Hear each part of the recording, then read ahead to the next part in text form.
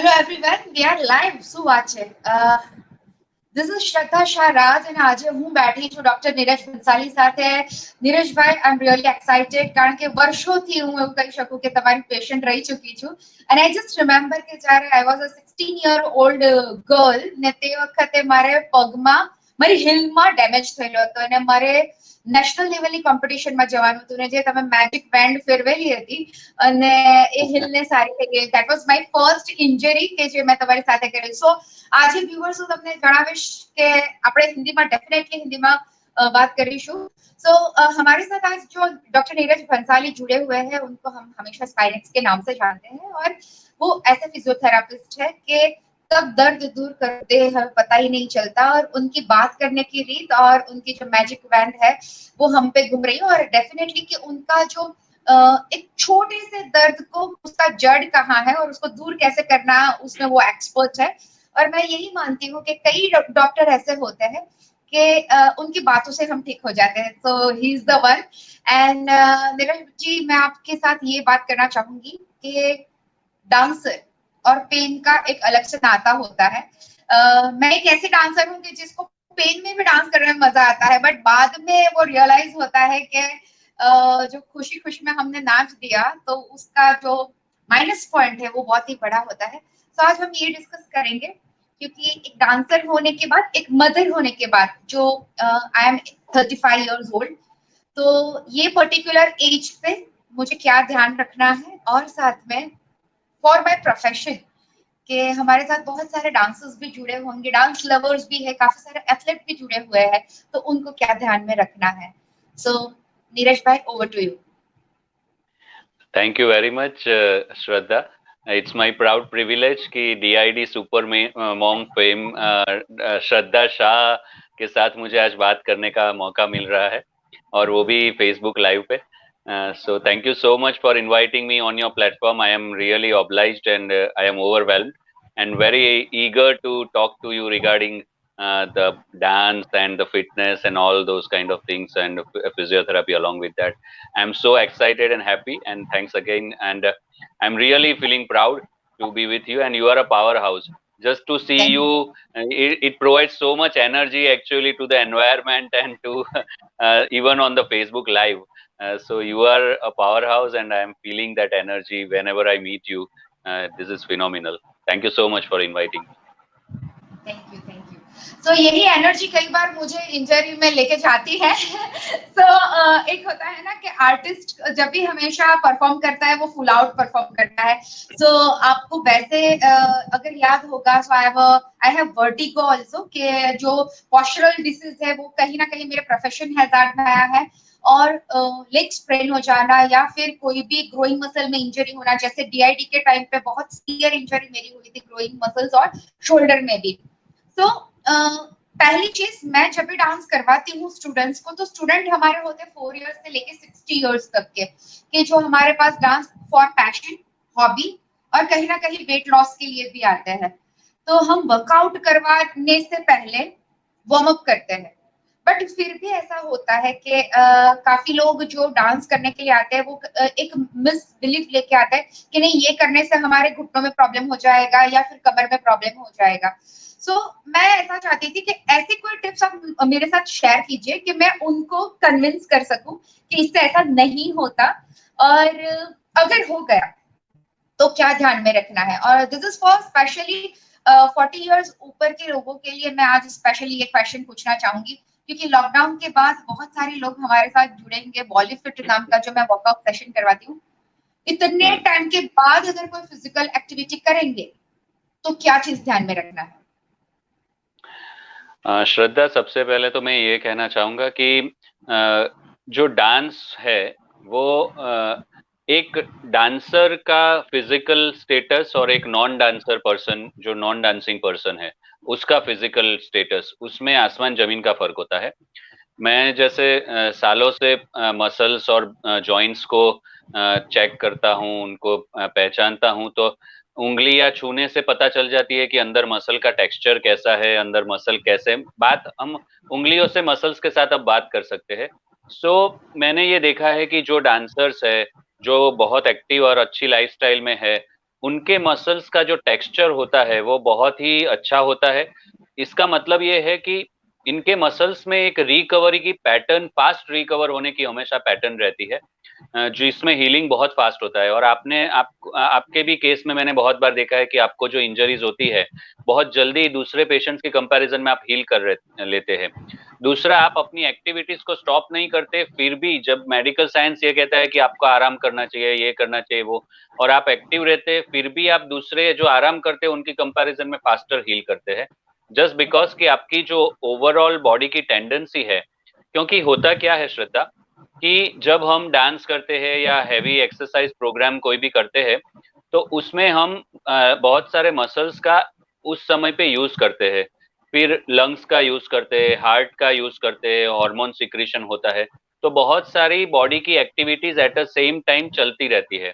अब जब हम मसल्स का यूज करते हैं एक्सरसाइज आपके डांस के दरमियान, तो कहीं ना कहीं मसल्स में ब्रेकडाउन भी होता है, कहीं ना कहीं मसल्स में छोटी मोटी माइक्रो इंजरीज भी होती है, और वो माइक्रो इंजरीज को कुदरत अपने आप हील कर देता है। तो जब आप ये डेली बेसिस पे करते हैं तो एक आपके शरीर को आदत बन जाती है कि मसल में इंजरी हुई और उसको हील करना है। तो वो आदत के कारण बॉडी को कुछ नया नहीं लगता है। मसल में यदि इंजरी आती है या आपको कोई इंजरी होती है, तो नेचुरली आपकी टेंडेंसी में होता है कि आप रेगुलरली हील करते हैं। तो मैं ये जरूर कहूंगा कि आपके जो भी क्लाइंट है, चाहे वो छोटी उम्र के बच्चे हो या बड़े हो, दिस इज फिनोमिनल। यदि वो डांस करते हैं तो वो अपनी बॉडी की टेंडेंसी को चेंज करते हैं। दूसरी श्रद्धा, मैं ये बात करूंगा कि हम अपने जीन्स को मॉडिफाई करते हैं। अब तक साइंस ये समझता था कि हमारे जो जीन्स होते हैं उसको हम इन्फ्लुएंस नहीं कर सकते, पर अभी ये रिसेंट साइंस पिछले 5 सालों में बहुत सारे रिसर्च में ये प्रूव हुआ है कि जो हमारा जेनेटिकल बंधारण है उसको हम बहुत इन्फ्लुएंस कर सकते हैं। उसमें मेडिटेशन रोल प्ले कर सकता है, डांस रोल प्ले कर सकता है, स्पोर्ट्स रोल प्ले कर सकता है, हमें कुछ अच्छा लगता है ऐसी क्रिएटिव चीजें करना रोल प्ले कर सकता है, घूमना जो है, टूरिंग ट्रैवलिंग है, सिंगिंग है, ये सब चीजें रोल प्ले कर सकती है। तो डांस भी ऐसा है जिससे हम अपने जीन्स को इन्फ्लुएंस कर सकते हैं। और जीन्स को इन्फ्लुएंस करने से क्या हो सकता है कि यदि किसी के जीन्स ऐसे हैं कि जो बॉडी को बहुत स्टिफ करते हैं, तो वो जीन्स धीरे धीरे कन्वर्ट होके उनको लचीलापन आ जाएगा, और उनकी मसल्स और फ्लेक्सिबिलिटी आ जाएगी, लिगामेंट्स बेटर बिहेव करने लगेंगे, नर्व्स बेटर होने लगेगी। तो डांस मेरे ख्याल से हमेशा पॉजिटिविटी की तरफ ही ले जाता है, चाहे फिजिकल स्टेटस हो या मेंटल हो, और बहुत ही अच्छे स्थिति में ले जाता है। तो हर एक को डांस करना चाहिए। हाँ, कुछ कुछ लोगों को डांस करने से पहले कोई इश्यू हो सकते हैं, जैसे किसी को कमर का प्रॉब्लम हो या घुटने का प्रॉब्लम हो, तो वैसे लोगों को बेसिकली उनके कोर को पहले स्ट्रांग रखना चाहिए, फिर कोई भी डांस या स्पोर्ट्स, हाई एंड स्पोर्ट्स में जाना चाहिए। कोर बहुत इंपॉर्टेंट होता है हमारी स्पाइन की स्टेबिलिटी के लिए, और उसको डैमेज करने से पहले। तो कोर स्टेबिलिटी एक्सरसाइजेज आजकल यूट्यूब पे भी हजारों एक्सरसाइज होती है। यदि आपको रिसेंट कोई प्रॉब्लम चालू नहीं है तो आप कोर स्टेबिलिटी एक्सरसाइज थोड़े टाइम पहले कर सकते हैं, और फिर आप डांस में परफॉर्म करेंगे तो कोई प्रॉब्लम नहीं होगा। ओके, सो कहीं ना कहीं कोर स्टेबिलिटी और स्ट्रेंथनिंग के लिए मैं यहाँ पे लोगों को बताना चाहूंगी कि मुझे काफी सारे लोग पूछते हैं कि मैम बेली फैट कैसे कम किया जाए, पेट को बस कम करना है, बट जिसका पेट कम है उनको ये चीज भी ध्यान में रखना है कि कोर स्ट्रेंथनिंग, एक्चुअली हम भी जब परफॉर्म करते थे ना, तो this is a part of topic, पर हमें कई बार ऐसे बोला जाता था कि कोर में से डांस करो तो वो बॉडी एकदम लाइट फील करेगा। तो हमेशा हमारे कोरियोग्राफर्स को पूछते थे कि कोर में से कैसे डांस करना है। देन धीरे धीरे वो एक कंट्रोल आने लगा। तो फिर हमें भी रियलाइज हुआ कि जब भी हम स्टंट करते हैं, या मैं 30 साल या 35 साल पे भी जो स्टंट कर पाती हूँ, तो वो मैं कोर को कंट्रोल करके कर रही हूँ। सो ये चीज के लिए मैं स्पेशली नीरज भाई बताना चाहूंगी कि थोड़ी ऐसी कोई टिप्स दे कि कोर को स्ट्रेंथन करने के लिए घर पे क्या चीज ध्यान रखनी है। कोर बेसिकली, पहले तो मैं दर्शकों को ये बताना चाहूंगा कि कोर क्या होता है। कोर बेसिकली ऐसा समझिए कि एक थम्स अप का टीन है सपोज। तो थम्स अप का टीन है, वो पैक है, आपने खोला नहीं है। अब आप उसको दबाओगे और छोड़ोगे तो वो जो डब्बा है वो वापस अपना शेप रीगेन कर लेता है, जब तक आपने खोला नहीं है। आपने एक बार ओपन कर दिया, फिर वो टीन को दबाओगे और खोलोगे तो वो दबा हुआ रह जाएगा। Isn't it so? तो ऐसा क्यों होता है? क्योंकि जब वो बंद होता है तब उसके अंदर टीम के अंदर एक नेगेटिव प्रेशर होता है। नेगेटिव प्रेशर क्या करता है कि अंदर से वो शेप को एक प्रेशर जनरेट करता है और शेप को मेंटेन करता रहता है। इसको नेगेटिव प्रेशर कहते हैं। जैसे वो ढक्कन को हम खोल देते हैं, वो नेगेटिव प्रेशर निकल जाता है और फिर वो हम उसको डी शेप कर सकते हैं। ये सेम अरेंजमेंट हमारी कमर में कुदरत ने दी हुई है। जो कमर को स्टेबिलिटी मिलती है वो नेगेटिव प्रेशर जनरेट होने से मिलती है। ये नेगेटिव प्रेशर जनरेट करने के लिए कुदरत ने पेट के अंदरूनी हिस्सों में एक ट्रांसवर्स एब्डोमिनिस करके मसल दिया है जो बहुत गहराई में आया हुआ है। दूसरा पेड़ू के अंदर के मसल से जो नीचे की तरफ है। कमर के साथ मणकों के साथ लगे हुए कुछ मसल से जो एकदम डीप में है, छोटे छोटे मसल से जिसको मल्टीफिडाई कहते हैं। और एक डायाफ्राम करके है जो चेस्ट और पेट के बीच में एक डोम जैसे शेप का मसल है, वो ऊपर से प्रेशर करता है। तो ये चारों तरफ से कुदरत ने एक प्रेशर मैकेनिज्म रखी है। जब ये चारों मैकेनिज्म प्रॉपर काम करती है तो पेट के अंदर एक प्रॉपर नेगेटिव प्रेशर जनरेट होता है जो हमारे कमर को बहुत अच्छा सपोर्ट प्रोवाइड करता है और हमारी एनर्जी को ड्रेन आउट नहीं होने देता है। तो ये इसको कोर कहते हैं। अभी कोर को स्ट्रेंथन करने के लिए आप कौन सी एक्सरसाइज कर सकते हैं? एक तो श्रद्धा, आप में जो रोप डांसिंग होता है, जो रोप के साथ डांस करते हैं और आजकल बहुत ट्रेंड में, आपने कई सारे सेलिब्रिटीज को भी देखा होगा कि वो रोप एक्सरसाइजेज आजकल बहुत करते हैं। ये रोप एक्सरसाइजेज ऐसी है कि वो करने से आप कोर को काफी इन्फ्लुएंस कर सकते हैं, जिसमें कोर की ऑटोमेटिक एक्टिविटी शुरू हो जाती है। तो रोप एक्सरसाइजेज आप करवा सकते हैं। डांसिंग में भी rope dance can be a great help. शुरू से ही आप करवा सकते हैं। दूसरा प्लैंक्स कर सकते हैं। प्लैंक्स करके भी आप कोर को काफी एक्टिवेट करते हैं। प्राणायाम करने से आप जो चेस्ट और पेट के बीच में जो डायाफ्राम डोम वाला जो हिस्सा है उसको आप काफी एक्टिवेट कर पाते हैं। और जो पेड़ू के मसल्स है वो भी प्राणायाम में बहुत एक्टिवेट होते हैं। तो प्राणायाम से आप ऊपर नीचे का जो प्रेशर है उसको काफी अच्छा मेंटेन कर सकते हैं और डेवलप कर सकते हैं। और बाकी पिलाटिस आप कर सकते हैं। पिलाटिस एक्सरसाइजेज आप यूट्यूब पे भी देख पाएंगे। पिलाटिस एक्सरसाइजेज कोर को डेवलप करने के लिए बहुत हेल्पफुल एक्सरसाइजेज है। उसके अलावा एक HRX करके एक्सरसाइज है, TRX एक्सरसाइज है। ये एक्सरसाइजेज भी आप कर सकते हैं। ये एक्सरसाइजेज भी काइंड ऑफ रोप एक्सरसाइजेज ही है, पर थोड़े मॉडिफाइड उसके स्वरूप है। पर ये करने से भी आप डायरेक्टली कोर को टारगेट कर सकते हैं और स्ट्रॉन्ग कर सकते हैं कोर को। That's great. सो जल्दी से YouTube खोल के ये सारी एक्सरसाइजेस देखना शुरू कर दीजिए। ओके और दूसरा जो ऑप्शन है लो बैक का, जैसे बहुत साल पहले मुझे हल्का सा स्लिप डिस्क जैसे हुआ था और बाद में अभी भी कहीं ना कहीं पेन होता है। और DID के टाइम पे मेरे लास्ट जो बोन है हमारा, तो टेल बोन के अंदर मेरा माइनर फ्रैक्चर जैसा था। सो दैट इज 7 इयर्स बिफोर, पर फिर भी वो हल्का सा पेन होता है। और लोअर बैक यहाँ पे मैं ये बताती हूँ कि शायद जितने भी प्रेग्नेंट वुमन, मतलब सॉरी आफ्टर डिलीवरी या फिर जिसका डिस्क वर्क ज्यादा होता है उनको लोअर बैक का इश्यू होता ही है। जैसे मेरा भाई IIT फील्ड में है तो उसको भी है। अगर कोई टीचर है जो ज्यादा टाइम खड़े रहते हैं उनको भी है।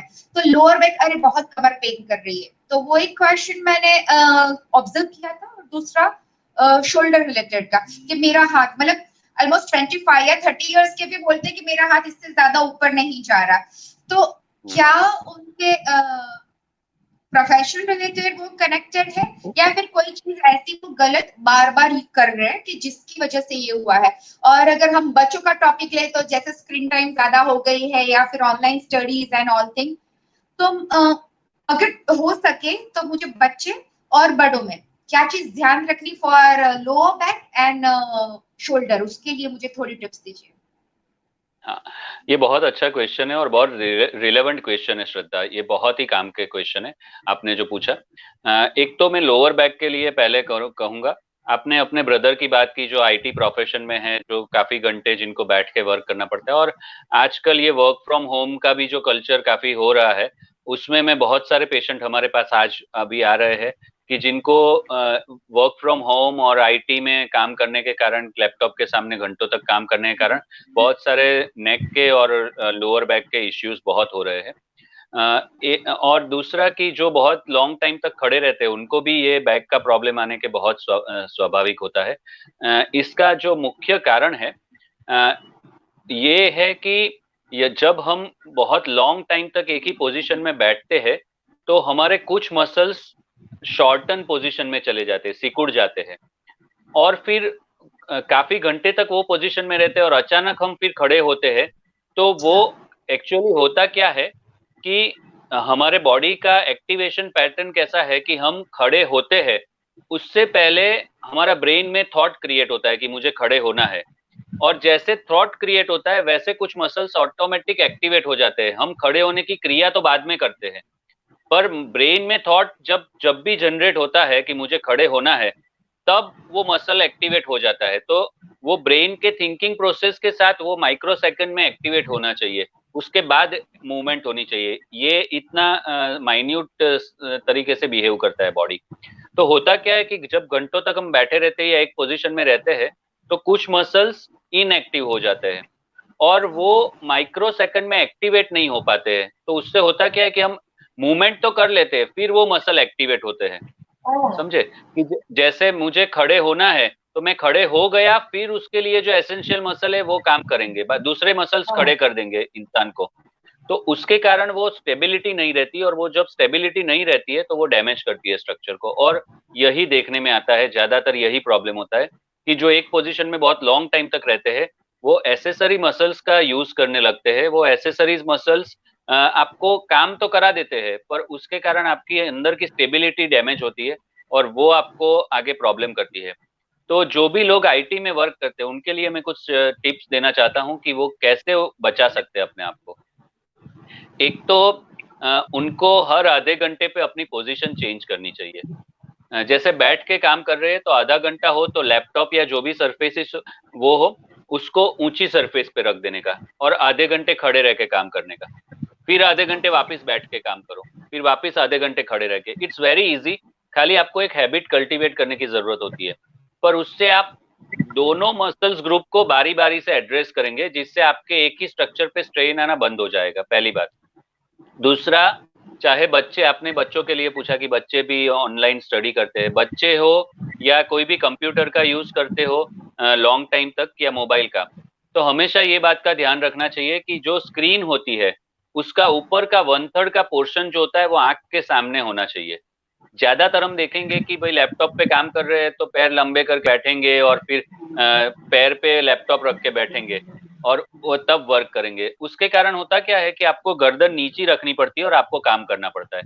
जब आप गर्दन घंटों तक नीची रखते हैं तो श्रद्धा, हमारा जो ब्रेन है वो बहुत हैवी ऑर्गन है, और हम जब नीचे की तरफ मुंह रखते हैं तो हमारा जो ब्रेन का जो वेट है वो गर्दन के ऊपर, जब हम सीधा नेक रखते हैं उसकी कंपैरिजन में 100 गुना ज्यादा वेट हम जनरेट करते हैं जब नीचे की तरफ गर्दन रखते हैं।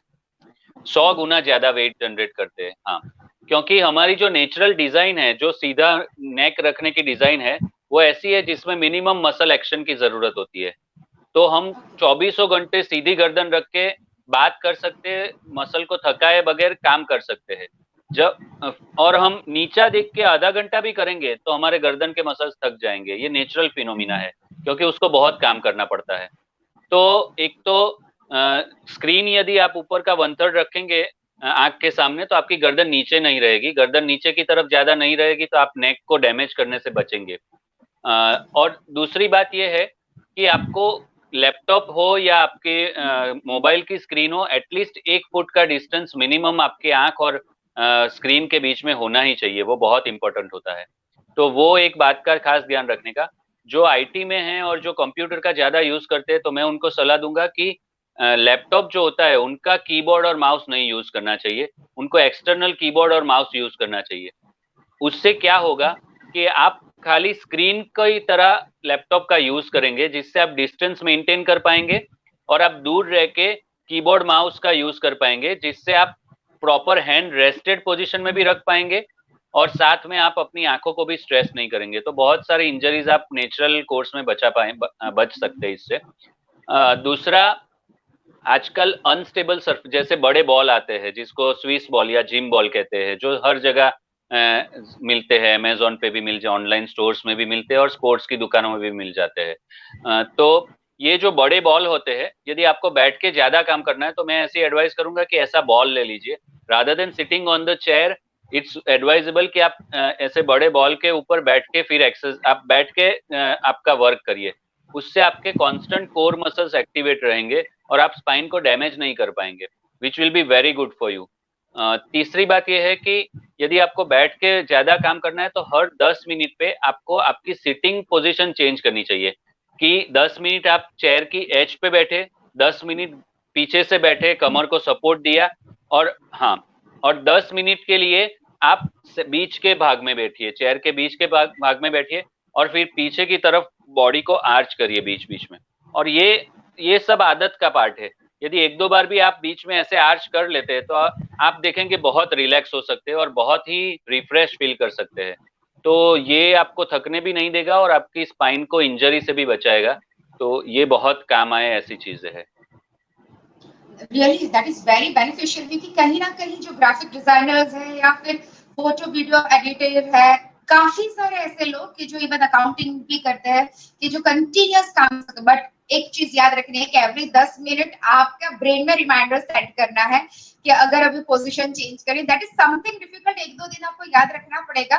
बट जैसे वो मोमेंट आप स्टार्ट करेंगे, जो भी बैठ के काम करने वाले फीमेल और मेल दोनों के लिए, और बच्चों के लिए भी हमें नहीं लगता, बट कहीं ना कहीं उनको वो चीज मैटर करती है।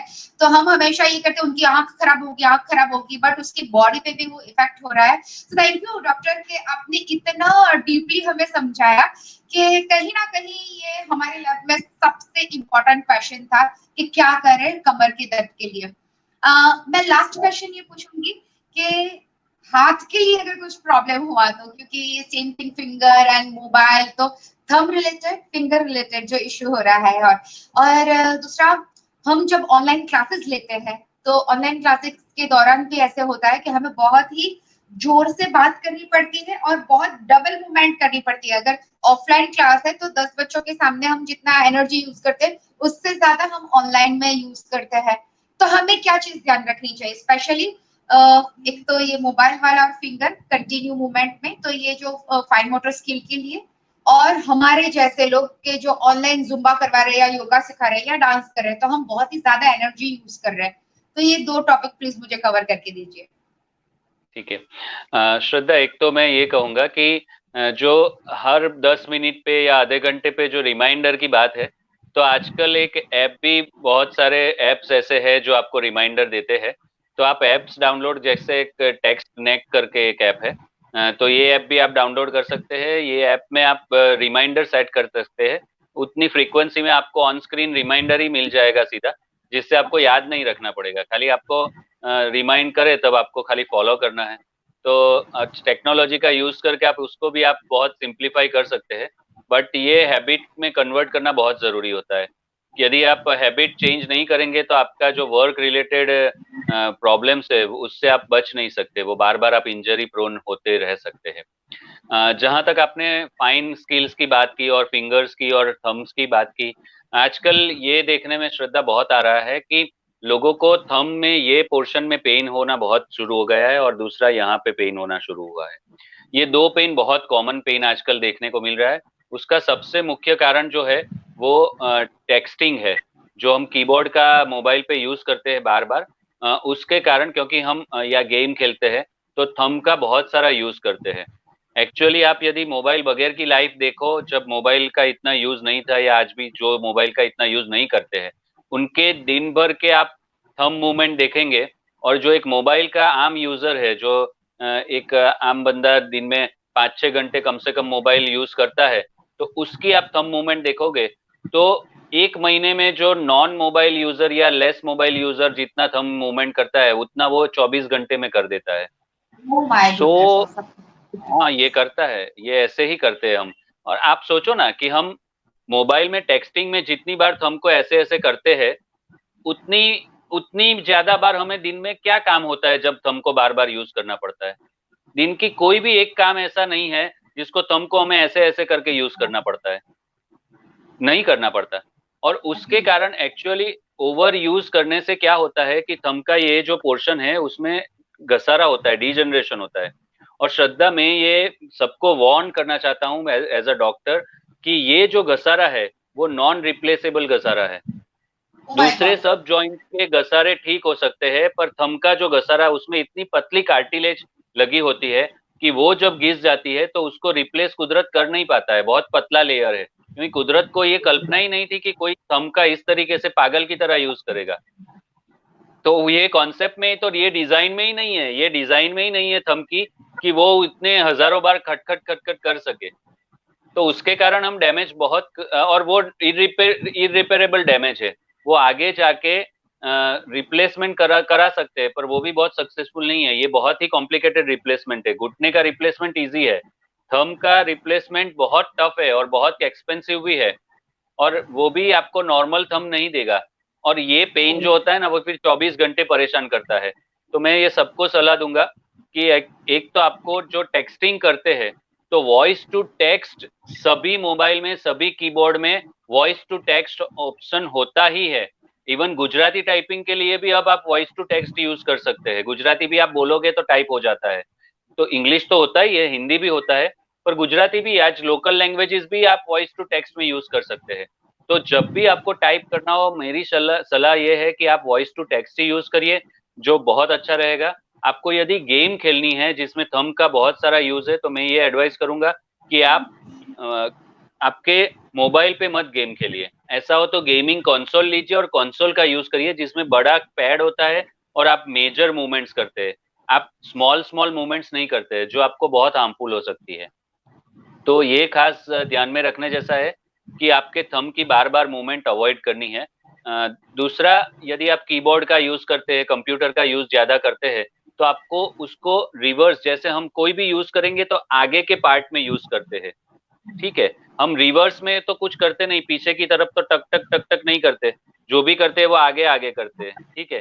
तो हम, हाँ, बेसिकली हम आगे के मसल्स को ओवर यूज करते हैं जो भी एक्टिविटीज करते हैं उसमें, because that is our natural tendency. Okay.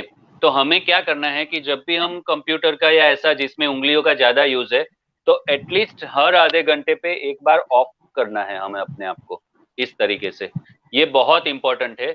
इससे आपके चेस्ट के मसल्स भी फ्री होंगे और आपके उंगलियों के बीच के मसल्स भी पूरे स्ट्रेच होंगे और काफी रिलैक्स होंगे। ये बहुत काम आएगा। दूसरा, आप रबर बैंड रख सकते हैं। रबर बैंड को दो उंगलियों के बीच में ऑल्टरनेट फंसा देने का, और फिर रबर बैंड को ऑपोजिट पुल करने का, फिर थम थम कॉमन रखने का और उंगली के बीच में फंसाने का, और फिर स्ट्रेच करने का रबर बैंड को इस तरीके से। ये बहुत अच्छी एक्सरसाइजेज है और आपको बहुत काम आए ऐसी एक्सरसाइज है। दूसरा, जिनको उंगलियों का यूज ज्यादा करना होता है, उनको हर रोज शाम को MgSO4, इप्सम सॉल्ट कहते हैं, MgSO4 मैग्नीशियम सल्फेट। ये मैग्नीशियम सल्फेट आपको ऑनलाइन मिल जाएगा या बड़े केमिस्ट के वहां भी मिल जाएगा। उसको 3 चम्मच मैग्नीशियम सल्फेट को गर्म पानी में डालना है, हिला के रखना है, और उंगलियों को पानी में रख के आपको उसको स्क्वीजिंग करना है उंगलियों का। जैसे एक स्माइली बॉल आता है जो येलो कलर का हाँ 10 रुपये हाँ का बॉल हाँ मिलता है, तो वो स्माइली बॉल ले लेने का, वो पानी में दोनों हाथ में रखने का और गर्म पानी में डाल के स्क्वीजिंग करने का। ये आपकी उंगलियों को बहुत अच्छा रिलैक्स करेंगे और काफी स्ट्रेस जो जनरेट हुआ है उसको पूरा निकाल देंगे। तो मैं ये, जो भी जिनको उंगलियों का यूज दिन भर ज्यादा है, उन सबको सलाह दूंगा कि आपको हर रोज शाम को काम खत्म होने के बाद 10 मिनट, आप टीवी देखते देखते भी ये कर सकते हैं, हाँ। आप बैठे हो कभी तभी भी कर सकते हैं। So it's very easy, but आप उसको काफी स्ट्रेस फ्री कर देंगे स्ट्रक्चर को, और स्ट्रक्चर आपका काफी अच्छा बिहेव करेगा। तो ये बात का खास सबको ध्यान रखना चाहिए उंगलियों के लिए। शोल्डर्स का आपने कहा कि शोल्डर्स जो होते हैं, शोल्डर एक्चुअली आजकल जो मैंने देखा है, वो शोल्डर का एक सबसे ज्यादा प्रॉब्लम मैंने ये देखा है कि पोस्चरल इम्पिंचमेंट होता है। उसमें क्या होता है कि लोगों को आर्म को लिफ्ट करने में एक एंगल पे पेन आता है शोल्डर के अंदर। हाँ हाँ वो, हाँ, उसको शोल्डर आर्क सिंड्रोम कहते हैं। उसका मुख्यत्वे कारण ये देखने में आया है आजकल कि जो शोल्डर का एंगल है, वो कई लोगों के डाउन हो जाते हैं, काफी डाउन डिप्रेस्ड एंगल देखने में आते हैं। उसका मेन कारण है ये है कि ज्यादातर लोग ओवरहेड एक्टिविटी ही बहुत कम करते हैं, जिनको सिर के ऊपर की एक्टिविटी करनी नहीं होती है। जो एक्टिविटी करते हैं नीचे नीचे करते रहते हैं, और सिर के ऊपर के भाग में एक्टिविटी नहीं करने से, आपने जो एक प्रॉब्लम कहा कि लोग पूरा हाथ नहीं उठा पाते, उसका कारण ये है कि कुछ मसल्स टाइट हो जाते हैं, जैसे लेटिसिमस डॉर्सी करके है, जो कमर से लेके ऊपर हाथों में लगे बहुत बड़ा मसल है। तो ये ऐसे मसल्स टाइट हो जाते हैं जो हाथ को फिर उठाने नहीं देते पूरी तरह। उसी तरीके से बहुत सारे लोग ओवरहेड यूज ही नहीं करते हाथ का। ऑलमोस्ट मैं कहूंगा 50% लोग ऐसे आपको मिलेंगे जिनको ओवरहेड एक्टिविटी दिन भर करने की जरूरत ही नहीं पड़ती है। तो ओह, ओवरहेड एक्टिविटी नहीं करेंगे तो उनकी जो शोल्डर की जो रेंज है, ऊपर मसल्स जो पुल करने वाले, उनको काम ही नहीं मिलेगा। वो काम नहीं करेंगे तो धीरे धीरे वीक हो जाएंगे। आप तो डांस करते हैं तो अच्छा है कि आप सब तरीके की एक्टिविटी करते हैं। ओवरहेड तो बहुत सारी एक्टिविटीज आपकी होती है, तो नेचुरल फॉर्म में आप उसको एक्टिवेट कर लेते हैं। पर जो आम इंसान है, जो आपकी तरह एक्टिव नहीं है, उनके लिए तो बहुत बड़ा प्रॉब्लम है और उनकी शोल्डर्स को सरवाइव करना मुश्किल हो जाता है। तो मैं ये सलाह दूंगा कि जिनको भी शोल्डर के ऐसे इश्यू होते हैं, जो यदि शुरुआत भी हो रही है, तो श्रद्धा का डांस क्लास ज्वाइन करना चाहिए और श्रद्धा जैसे सिखाया वैसे डांस करना चाहिए। और डांस में सही में कह रहा हूँ, आई बीइंग अ डॉक्टर, मैं इसलिए नहीं कह रहा कि आपके प्लेटफॉर्म पे आया हूँ इसलिए, परंतु डेफिनेटली आपका जो डांस है, it's a kind of exercise, it's a kind of science only, it's a wonderful science. वो एक ध्यान में ले जाता है इंसान को, फिजिकली एक्टिव करता है, मन को शांत करता है। डांस के हजारों फायदे हैं जो मैं यदि बात करने बैठूंगा तो 1 घंटा हम डांस पे ही बात कर सकते हैं। तो डांस तो सुपर्ब चीज है और आप जैसे सेलिब्रिटी के अंडर में यदि सीखने को मिले तो it's a treat actually, it's an advantage for our city कि आप जैसे एक विख्यात टीचर और सही में एक डेडिकेटेड पर्सनालिटी जिनको इन डेप्थ पता है, उनके पास यदि सीखने को मिले तो दैट इज फिनोमिनल। और आप अपने आप को स्ट्रांग रख सकते हैं, फिट रख सकते हैं। तो मैं जरूर एडवाइस करूंगा कि शोल्डर में थोड़े भी प्रॉब्लम होता है तो कोई डॉक्टर को दिखाने की जगह श्रद्धा को मिलना ज्यादा अच्छा रहेगा और डांस शुरू करना ज्यादा अच्छा रहेगा। आपको दिखने में आएगा कि आप डांस भी सीखने लगेंगे और हेल्दी भी होंगे और आपका कंधा भी ठीक हो जाएगा। क्या बात है, तो 3 फायदे हो गए। तो इवन यहाँ पे बैठे हुए लोगों को मैं ये भी बताना चाहूंगी कि अगर आप कपड़ा सुखाने के लिए भी काम चालू करेंगे ना, तो भी आपकी वो मूवमेंट एटलीस्ट बेसिक शुरू हो जाएगी। और गेम खेलने के लिए आप इतना टाइम वेस्ट करते हैं ना, अरे कोई बुक पढ़ो, कोई ऐसी एक्सरसाइज करो कि जहाँ पे आपको मजा आए। क्योंकि ये जो मैं सुना उसके बाद मुझे टेंशन आ गया कि थंब का रिप्लेसमेंट अगर नहीं होगा तो हम क्या करेंगे। और सेम थिंग कि अगर नी रिप्लेसमेंट की हम जब बात सुनते हैं ना तो टेंशन आ जाता है। तो आप सोचो कि थंब का अगर अवेलेबल ही नहीं और इतना ज्यादा एक्सपेंसिव है, प्लस के इतना सक्सेसफुल नहीं जाता, तो क्यों हम इतनी छोटी खुशी के लिए गेम खेलने में हमारे हाथ को तकलीफ दे। इतनी सारी हमें टिप्स मिली है आज डॉक्टर नीरज भंसाली के through, so that is really great to know. और नीरज भाई, जब भी हमें हमारे डांसर्स के लिए या फिर हमारे स्टूडेंट्स के लिए जब भी जरूरत पड़ेगी तो डेफिनेटली विल अप्रोच यू।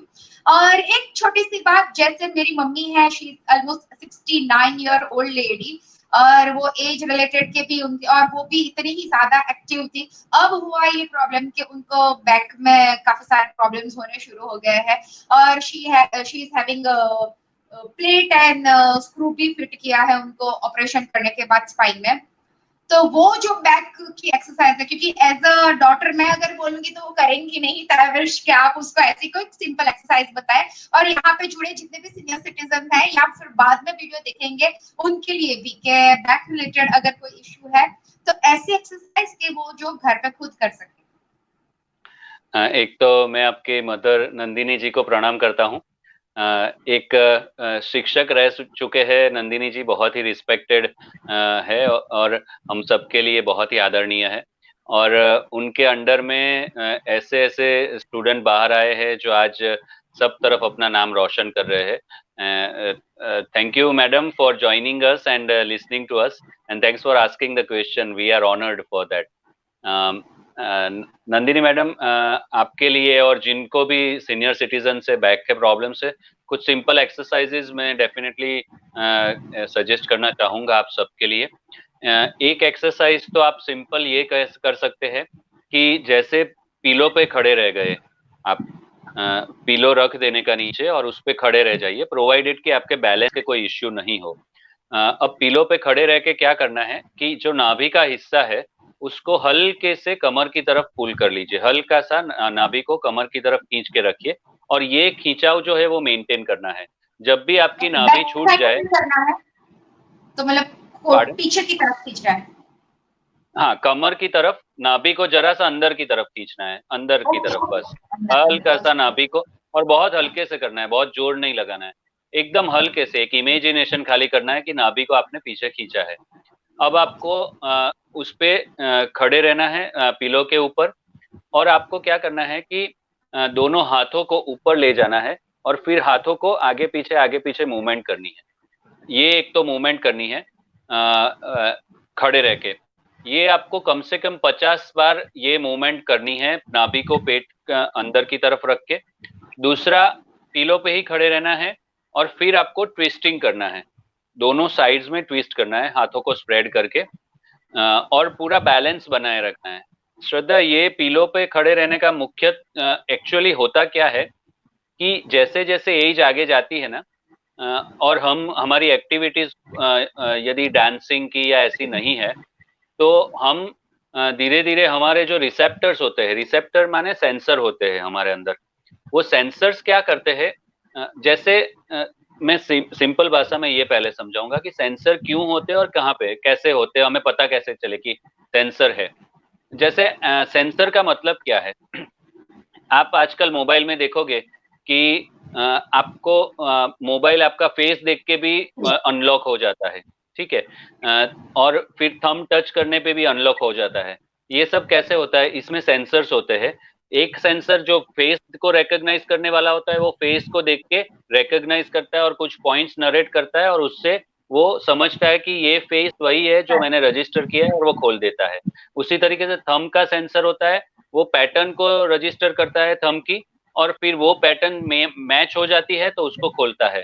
तो इस तरीके से सेंसर्स होते हैं जो रिकग्निशन करते हैं, डेटा कलेक्ट करते हैं और एक कंपैरिजन करते हैं डेटा की। उसी तरीके से हमारे हर एक जोड़ के अंदर कुदरत ने सेंसर्स दिए हैं, चमड़ी के ऊपर सेंसर्स दिए हैं, हर जगह पे सेंसर।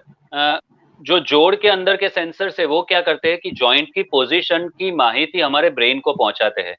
जैसे कैसे पता चलेगा कि सेंसर है, जैसे आप आंख बंद कर दीजिए, सभी लोग अभी आंख बंद कर सकते हैं।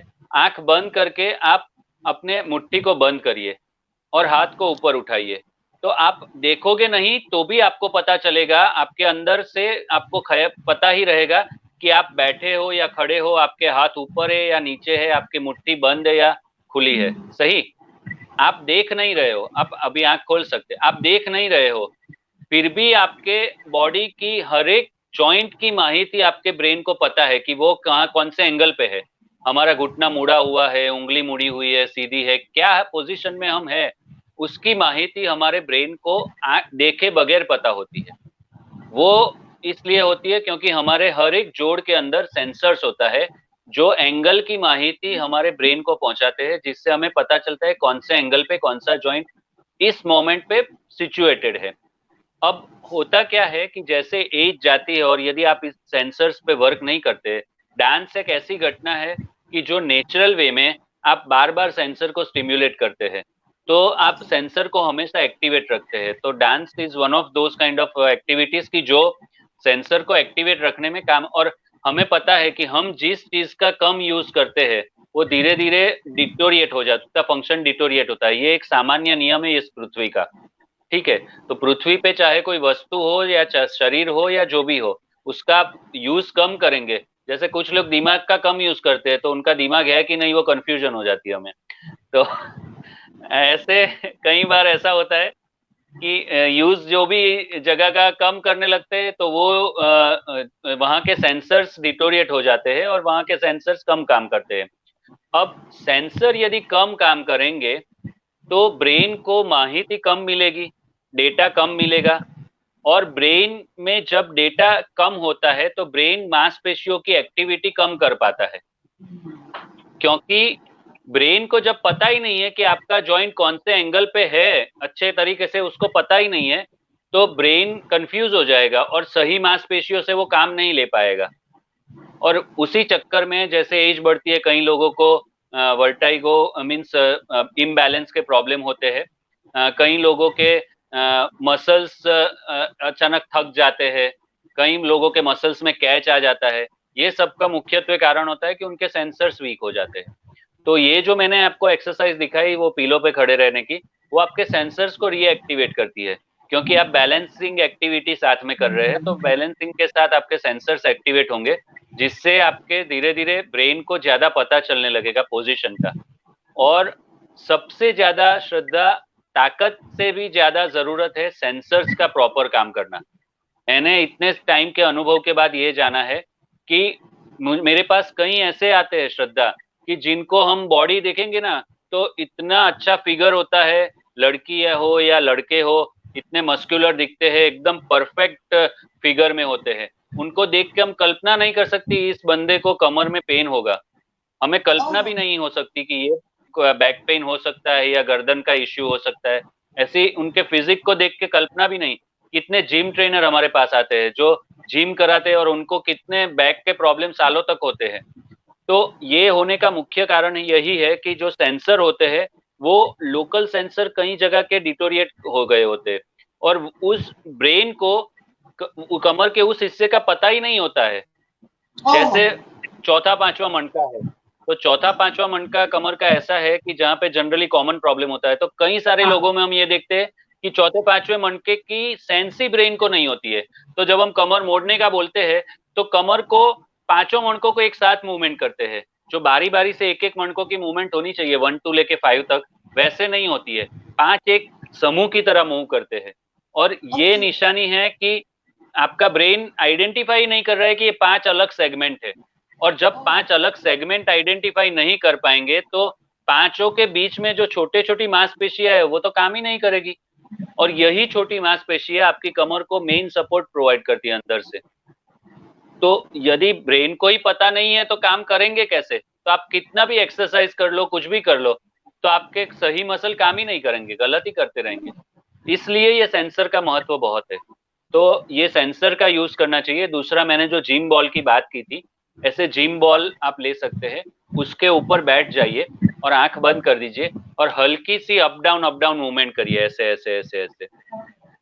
उससे भी आपके सेंसर्स काफी एक्टिवेट होंगे, काफी आपके कमर के सेंसर्स काफी एक्टिव होंगे, और वो सेंसर्स के एक्टिवेशन से आपके कमर के सही मांसपेशियां धीरे धीरे काम करने लगेगी।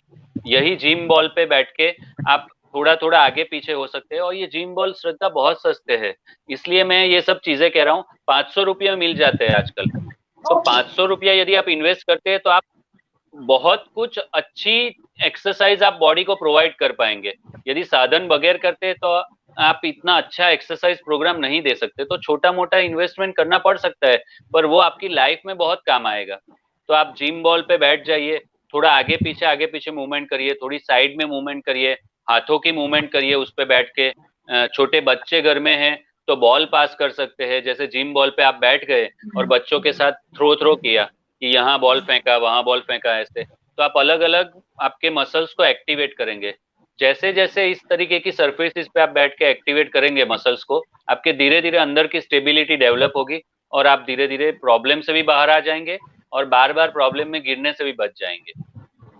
तो ये तो डेफिनेटली कि न्यूरो एक्टिवेटर मतलब ऐसा नहीं होता कि सिर्फ दिमाग को तेज करने के लिए होता है, बट ये पूरी आपकी बॉडी उसके निर्भर है। सो कहीं ना कहीं हम ऐसी चीज करवाते थे कि उनको जो हम हमेशा राइट हैंड से करते हैं तो उसको ट्राई करो लेफ्ट से कैसे किया जाए। भले मैं राइटिंग हूँ फिर भी मैं ट्राई करती हूँ कि लेफ्ट से, कि एटलीस्ट वो न्यूरॉन एक्टिवेट हो। और एक लास्ट क्वेश्चन, कि जैसे मेरी मम्मी को वेरिकोज वेन था और उनको same thing professional, I think professional hazard मैं समझती थी कि इतने टाइम से वो स्टैंडिंग जो सेल्समैन को या टीचर्स को नॉर्मली होते हैं। अब हुआ क्या कि वो सॉक्स नहीं पहनती बिकॉज उसको गर्मी बहुत ज्यादा लगती है।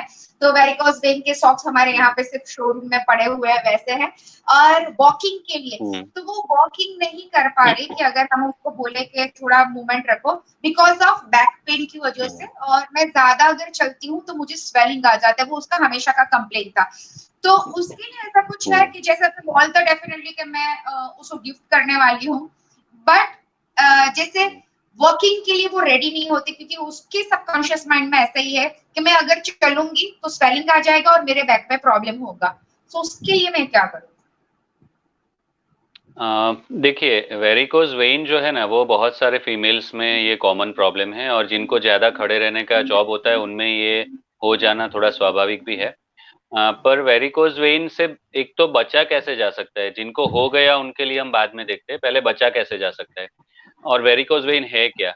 दोस्तों, हाँ। वेरिकोज वेन ये होता है कि आपके जो पैर की जो आर्टरीज होती है वो फूलने लगती है और आपको नीले नीले जो लहू की जो लाइंस होती है वो दिखाई देने लगती है, थोड़ी नीली हो गई हो, और फिर धीरे धीरे जैसे आगे बढ़ता है तो वो डार्कर होने लगती है।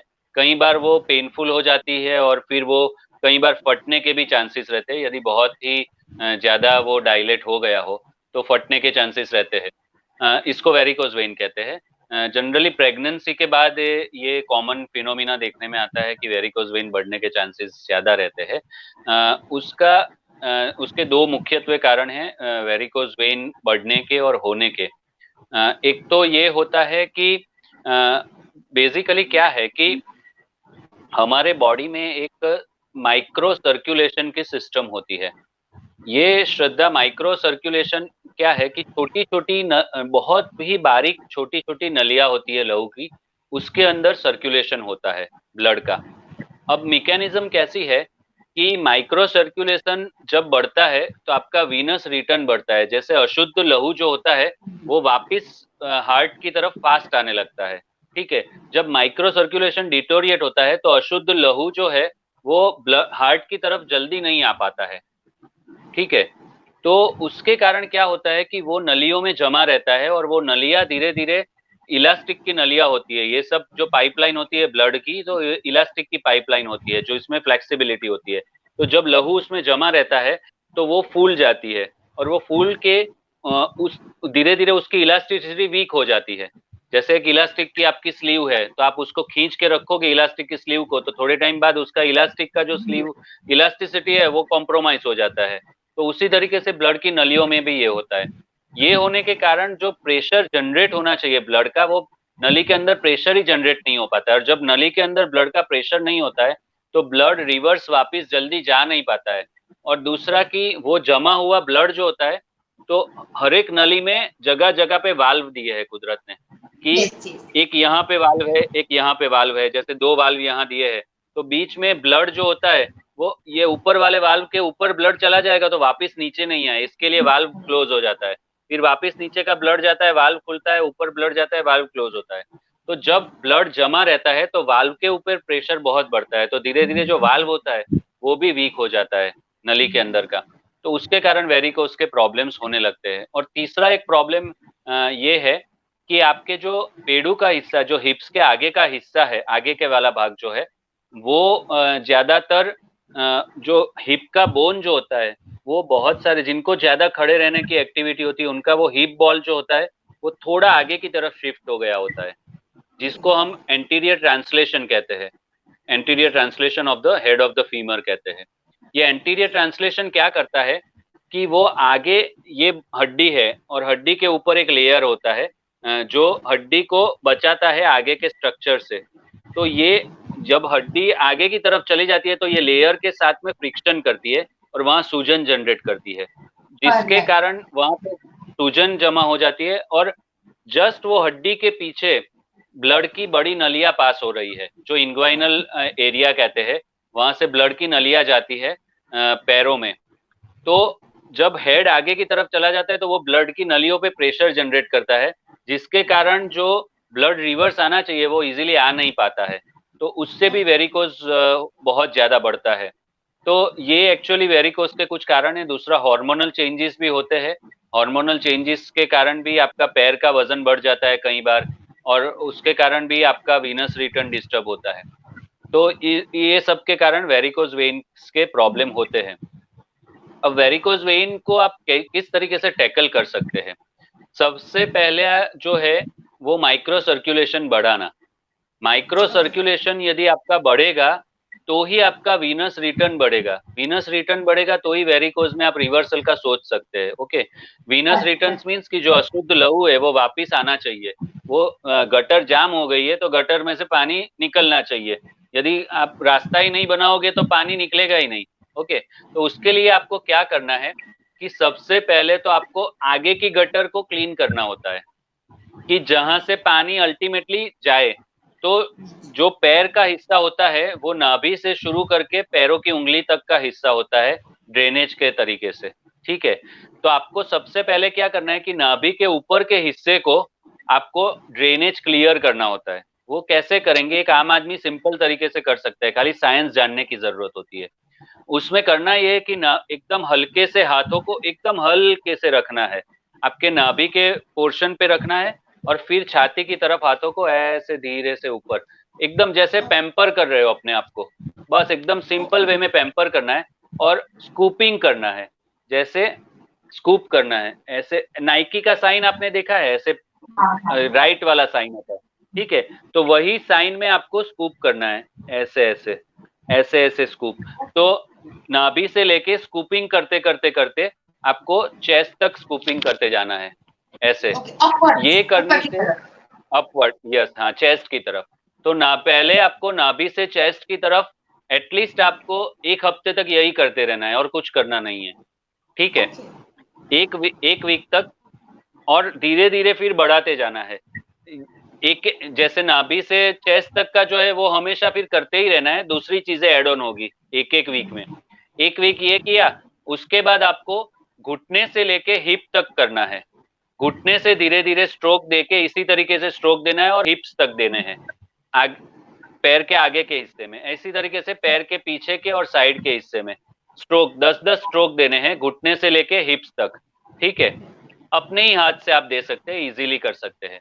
और वो एक वीक करने के बाद आपको पंजे से लेके घुटने तक ये सेम करना है, पैर के आगे की तरफ और पीछे की तरफ दोनों साइड पे आपको ये सेम स्ट्रोक्स देने हैं, पंजे से शुरू करने का, पैर की उंगलियों से शुरू करके घुटने तक। It will take hardly 5 seconds of time, एक स्ट्रोक देने में खाली 5 सेकंड ही लगेंगे आपको। तो आप जो पूरी पैर की उंगली से लेके चेस्ट तक की जो भी स्ट्रोक्स देने हैं, वो ज्यादा से ज्यादा 15 मिनट का काम है। पर आप 15 मिनट यदि दिन में 2 बार ये करते हैं, तो धीरे धीरे आप देखेंगे कि आपके वेरिकोज वेन का रिवर्सल शुरू हो जाएगा। वेरिकोज वेन में रिवर्सल होने से आपको बहुत सारे फायदे होंगे, आपके पैर भी हल्के होने लगेंगे, आपको जो चलने में प्रॉब्लम आ रहा है वो धीरे धीरे कम होने लगेगा। दूसरा, आप जब चलना शुरू करेंगे तो मसल एक्टिविटी होगी जो आपके ब्लड को रिवर्स करने में और हेल्पफुल होगा, तो और आपको फायदा होगा। तो इस तरीके से आप अलग अलग चीजें कर सकते हैं जिससे आप वेरिकोज को काफी अच्छी तरह इन्फ्लुएंस कर सकते हैं।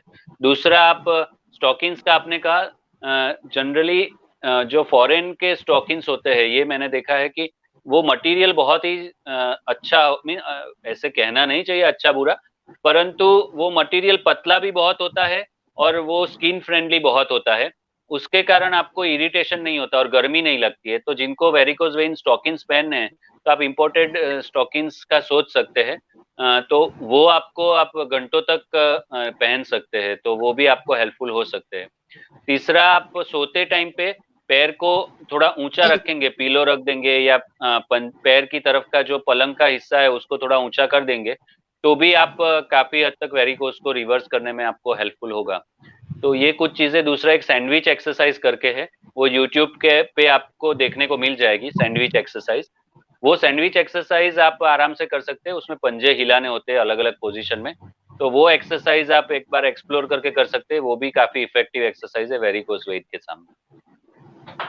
Thank you so much. आप लोग को ऐसा नहीं लगा कि कितने सिंपल एक्सरसाइज के टिप्स दिए और कितनी सिंपल लैंग्वेज में, मतलब कहीं ना कहीं ऐसे होता है कि जो टेक्निकल वर्ड्स हम जब सुनते हैं तो हमें टेंशन हो जाता है, बट उसको कितनी इजीली उन्होंने डाइवर्ट करके हमें समझाया।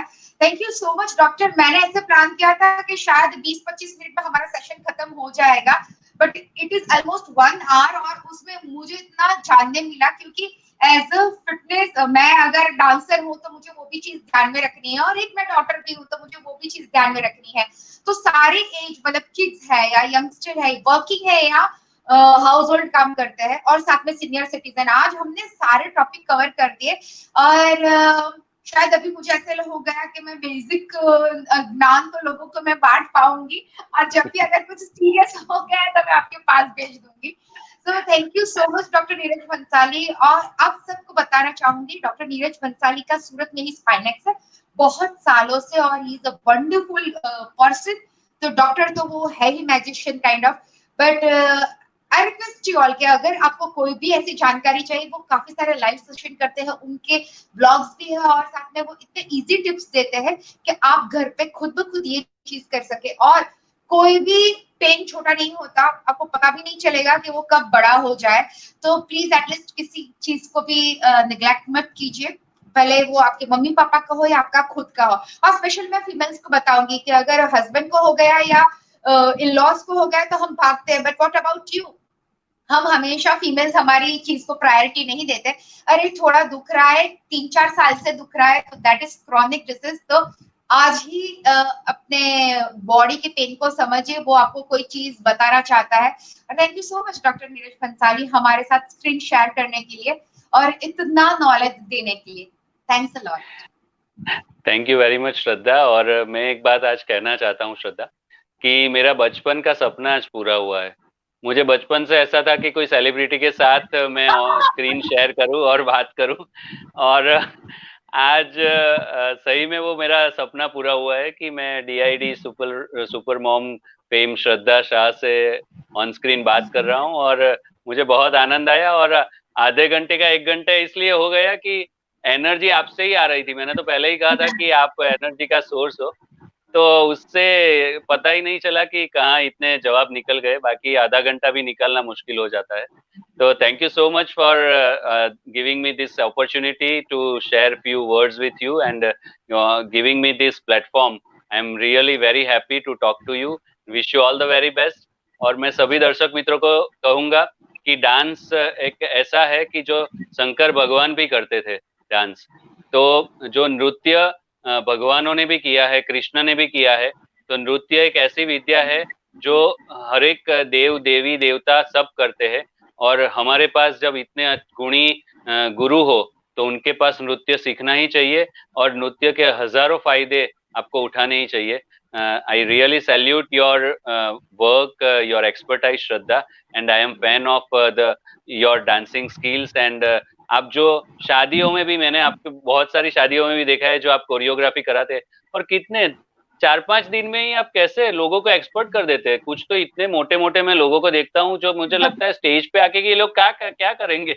पर सॉरी है, मुझे ऐसा कहना नहीं चाहिए, पर सही में उनको देख के ऐसा लगता नहीं है कि वो कुछ कर पाएंगे। पर आपकी ट्रेनिंग लिए हुए मैं देखता हूँ तो वो इतना फ्लेक्सिबिलिटी के, इतना फ्लुएंसी के साथ ग्रेसफुली करते हैं, सुपर्ब। और मुझे याद है कि लास्ट ईयर हमारा जो स्पाइनेक्स का इवेंट था उसमें आपने कुछ टीम को हेल्प की थी, और आपने अपने स्टूडियो पे बुला के कुछ टिप्स दी थी। और आप मानोगे नहीं कि वो लोगों के कॉन्फिडेंस और वो लोगों के परफॉर्मेंस तो कहाँ से कहाँ पहुंच गया था, और दूसरे किसी का क्लास ही नहीं था उन सब के सामने। So I really salute your expertise and you are a genius in your profession. I really salute you and wish you all the very best, and thanks again for giving this opportunity. Thank you so much. So मैं यहाँ पे सबको यही बताना चाहूंगी कि जब भी कोई भी काम में डेडिकेशन हो, जैसे डॉक्टर की अपने काम में 100% वो देते हैं, हम भी 100% देते हैं। और डांस को एज अ थेरेपी अगर आप यूज करेंगे ना तो लाइफ में बहुत सारे चेंज आएंगे। Definitely it is stress buster, depression में से आप बाहर निकल सकते हैं। और नीरज जी, मैं आपको ये बताना चाहूंगी कि हम मेनोपॉजल फीमेल और एंटीनेटल विमेन के लिए भी डांस थेरेपी करते हैं। मतलब डांस का मतलब ये नहीं कि ढिंचक ढिंचक करके नाचो, बट इसको अगर आप दुख में हो तो कैसे करना है, गुस्से में हो तो फिर कैसे करना है, तो खुशी में तो डेफिनेटली हम डांस करते हैं। तो थैंक यू सो मच आज इतनी सारी नॉलेज शेयरिंग करने के लिए, and it is my pleasure कि हमने आज इतना अच्छा क्वालिटी टाइम स्पेंड किया हमारे दर्शकों के साथ। सो स्टे ट्यून, अगर आप कभी भी ऐसा चाहे तो हम वापस डॉक्टर नीरज को बुलाएंगे हमारे साथ। Thank you so much. Thank you very much.